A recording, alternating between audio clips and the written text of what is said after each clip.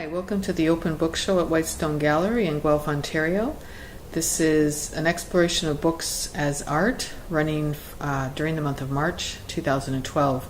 We're just going to take a quick tour around the gallery to see each piece and tell you a little bit about it. If you want to come on down, we're at 80 Norfolk Street in Guelph, Ontario.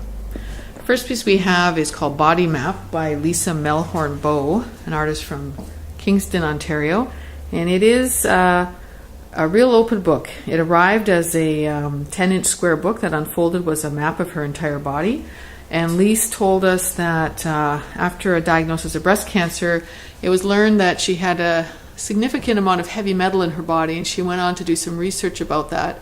So on this book, everything on her body, the text on her body, are her personal health history or elements of her life that she thinks might have related to her health.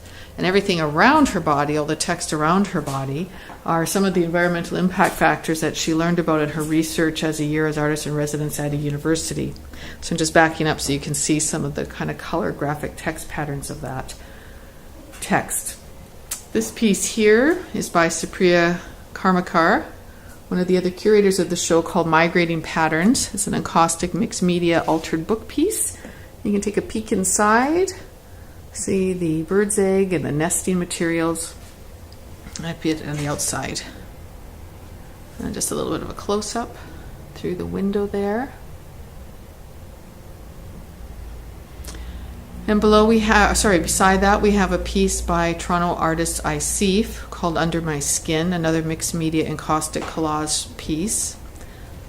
And she told us about this, that the book material at the back is the information and thoughts of the writer desperately trying to come out, to express itself. The little figure at the axe is making cracks at the surface to allow the information to escape.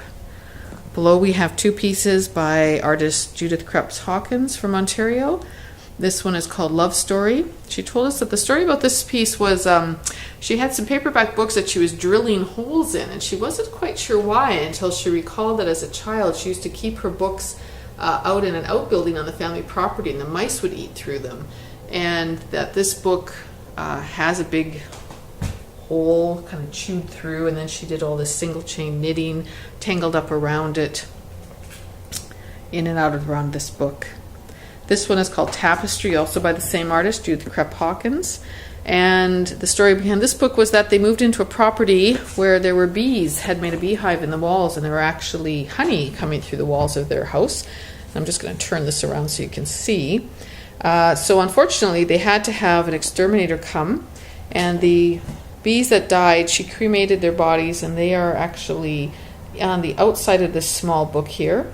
Held in with the gold paint. This book, it was originally a small white New Testament that she was given in her first career as a nurse back in England some decades ago. So the nurses were provided one for their work at the time. And we'll just move past here to this section, the alcove of the gallery. This piece is by Paul Rurda, who is a Waterloo-based artist. I'm going to move in a bit closer. This is called Penny Candy. And he has taken strips of the Bible, rolled them up into these gelatin capsules, and looks literally like hundreds inside of this vintage gumball machine. Next to that, we have Pierre Leichner's piece. I think there's somebody coming in the gallery.